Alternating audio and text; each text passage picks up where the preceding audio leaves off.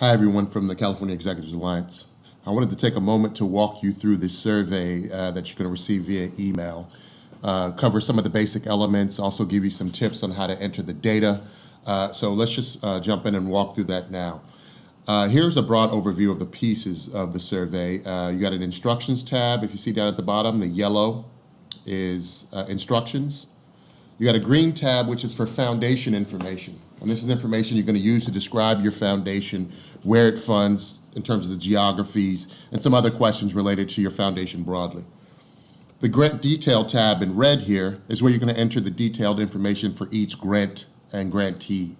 And this is where you'll do most of the data entry. And we've included some features here to make the data entry easier and allow you to pull from some pre-created options that we've produced for you. But let's go back and just look quickly at the criteria that you should be using to select the grants that you're going to include in this worksheet. We want only grants that were issued between July 2013 and July 2015, so we're limiting it to a 2-year time span. We'd like you to exclude grants of $5,000 or less. And lastly, the major criteria for you to determine what grants to include are including only those grants for which boys and men of color are a substantial share of those who are direct beneficiaries through things like services, for example, or indirect beneficiaries through things like advocacy and research, etc. And after this video is complete, you will see in your version a copy of a link to YouTube where you can watch this video. So that's what will be included down here. So I'm going to go through and do a hypothetical example and enter the data so you can see how the data interacts with this interface here. And you'll also see your choices, and I'll just provide some tips and some highlights on the functionality as you go through it. So let me type in my name here. We'd like you to enter the name of whoever's completing the form so we know who that is. My foundation is going to be, the hypothetical foundation is going to be ABC Foundation. Now, whenever you click one of these multi-fields that say select one or select all that apply, for example, right here, you're going to get a pop-up menu like this. Now, it gives you, we have 5 choices here. You have public, and this is a good illustration of a point. If you enter the wrong thing, let's say I wanted to enter private, but I entered community, for example. If you click it again, it won't let you go back in. You have to click outside the cell and back in, and the menu will pop up again. In this case, I want to select private. It will only let me select one, and that's for my hypothetical foundation. What is your foundation's total giving? Let's say it's around $2 million. This next question, what is the largest geography in which your foundation funds? Please enter the location name and the relevant geographic level. We're basically trying to find out here what the scope is, the broad geographic scope of your foundation. In this case of my hypothetical foundation, I'm going to say the geographic scope is Los Angeles County. So I'm going to enter that in the single county, city, or neighborhood field. You also have multiple counties, cities, or neighborhoods, region or metropolitan areas, statewide, national, etc. In which of the following areas does your foundation fund? Select all that apply. Now, when you click here, you get a multi-select box. Several options pop up. And so the options, because my foundation is focused on early childhood and youth development, I'm going to suggest select early childhood education. I'm going to select K through 12 academic achievement.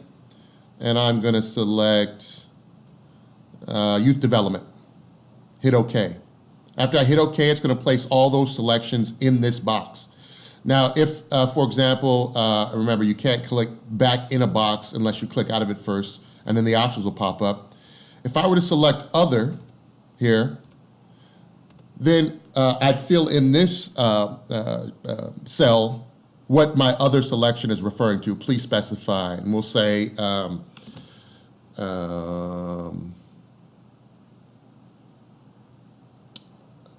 I don't know. I can't think of an option right there. But you get the idea. Just enter something in this other box. Moving along to question 8, have you supported any of the MBK community challenges? Select all that applies. When you select in here, when you click in here, it'll show you all of the cities we've identified. There are actually a couple more that have been included here. So we'll want you to identify which of these you're going to support. Los Angeles, Oakland, Richmond, Sacramento, San Jose, Stockton. I believe a couple more are also relevant, and I'm going to add those in before this goes out, but select those. Or you can just indicate we have not supported any MBK Community Challenge. So I'm going to say we haven't supported anyone, hit OK. Are you interested in supporting any of the MBA community challenges? This is a yes or no question. Let's just say hypothetically I'm interested in doing that, so I'm going to click yes. Now, 10 here, please provide a list of your foundation's grant groupings. Now, these instructions here on the left, your foundation may organize grants into program areas, issue areas, initiatives, etc. Whatever you call them, we want you to enter in the list of those major grant groupings, starting from the largest to the smallest, and you can list up to 15. So basically, if you're a foundation, you have some things you call programs, and those are your biggest things. But you also have some things you call initiatives, for example, or you have a fund. We just want you to enter the name of those things here. And the reason we want you to enter them here is because on the next page, when you do the grant detail, all these are going to populate a drop-down menu for you to make it easier for you to enter in the program area for a particular grant or the initiative for a particular grant. And so if my program areas, for example, are program areas, my grant groupings in this case are program areas, and I just want to enter those in, I'll just enter early childhood program, our middle school algebra program, and our after-school workforce initiative program. So that's all my programs. I enter those in, and then I move along to the grant detail page. And this is where I'm going to start entering information on individual grantees and grants. And I'm going to start selecting some of the coding information that we're going to use and analyze in our database about grants when we aggregate them up for all of the CEA members and others who participate in this investment mapping survey. So the grantee that I'm going to enter in is XYZ, Early Child Center. The description of the grant that I'm going to include are that this grant increases school readiness among low-income children of color in South Los Angeles. Now, when I click here, my program areas that I just entered on the last page show up. So I can just click one, and I'm going to click the early childhood program, and it's just added to that field. I'm going to include the amount of this grant, which was for $50,000, and the grant was for 1 year. Now I'm going to enter the name of the primary contact information, and this information is important because we're going to use it to field the survey to the grantees you've identified after this survey is complete, and we're going to be asking them a series of questions, which will then be incorporated into the database as well. So the name for the person, we're just going to include Jane Doe. You're going to enter the phone number here. Now you don't need to do any formatting here, no parentheses, no dashes. You just enter the numbers. So 916, I'm going to enter a fake number. It's going to be 916-555-5000. I'm going to hit enter, and it's going to format it for me. So I don't have to deal with any of the formatting issues.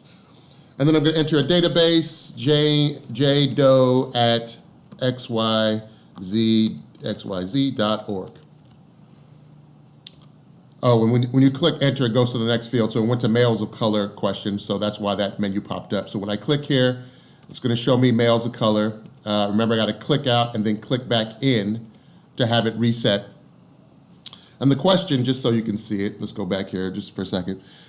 This set of questions pertains to the targeting of the grantee of the grant to the following types of groups.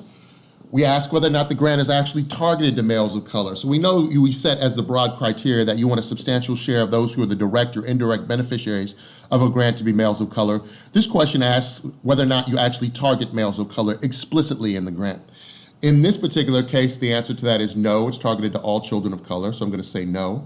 Does it target to immigrants specifically? No, it doesn't. LGBTQ youth in particular? No, it does not. Intergenerational, actually, yes, there are some aspects of this program, of this grant, that targets parental involvement, at-home stuff that actually brings in the parents in terms of the interaction. So we're going to talk about that as having an intergenerational dimension because we're dealing with how parents interact with their children. And then racial groups. When you click here, we're going to indicate all of the racial groups that apply.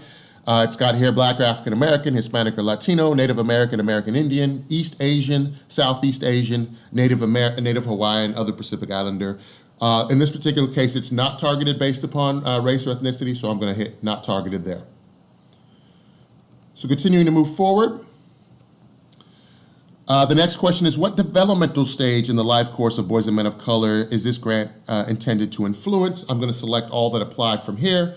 And the age range is early childhood, ages 0 to 5. So I'm going to hit OK on that. What are the primary outcomes that your foundation is trying to achieve with this grant? Now, here's going to be a big pop-up list. And these are several outcomes that, for folks who've seen the life course presentation, these are the many outcomes that are listed on the life course canvas. And we want you to select from any of these outcomes that are being targeted by this grant. The ones that I'm going to identify for this grant are that the primary outcome, and you're only going to select one here. We're going to ask you for both the primary outcome in this column, and then in the next column after the next one, we're going to ask you for a secondary outcome. And my primary outcome of this grant is going to be increasing school readiness. So I'm going to click here for school readiness. I didn't select others, so there's nothing to enter in here. When I select my secondary outcome, I'm going to say, what I'm going to say here, improve early childhood health and development. I'm going to select that one because that's also tied to our intervention for that grant. I'm not going to select anything for other here because I didn't select other. And then strategic approaches. For this grant. This is something that you might have heard referred to before as a strategy cluster in prior incarnations of this survey. And this is basically, what is the strategy that's underlying this grant investment? Is it providing programs and services? Is it investing in research and knowledge building, capacity building, evaluating promising practices, scaling proven interventions, et cetera, et cetera? And in this case, we're providing programs and services. So I'm just going to hit programs and services. And the last question is, what is the geographic scope of this grant? We mentioned earlier that this grant is, in our description, increases school readiness among low-income children of color in South Los Angeles. So I'm just going to hit enter. The name of this area for this grant is South Los Angeles. And I'm done with that grantee. So that is how you enter data for a grant. I hope these instructions are clear. Of course, if you have any questions or challenges as you enter data in, don't hesitate to contact Arnold at arnold@arnoldchandler.com. That's ARNOLD at ARNOLDchandler.com. Thanks, and I look forward to getting your data from you, and thanks again for completing this work for us.